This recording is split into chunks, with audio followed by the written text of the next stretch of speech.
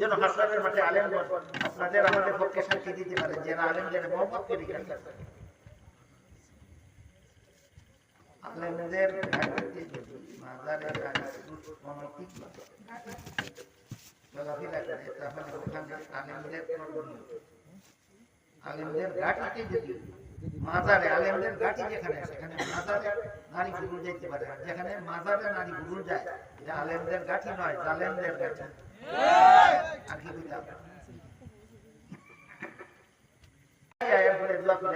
যেন হাসরের মাঠে আলেমগণ আপনাদের আমাদের পক্ষে সাক্ষী দিতে পারে যে না আলেমদের মহব্বত করে গেছে।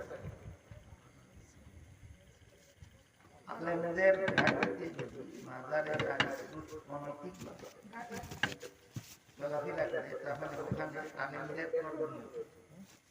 আলেমদের ঘাটিতে যদি মাজারে আলেমদের ঘাটি যেখানে সেখানে মাজারে নারী পুরুষ যেতে পারে, যেখানে মাজারে নারী পুরুষ যায় এটা আলেমদের ঘাটি নয়, জালেমদের ঘাটি। আর কি বুঝলাম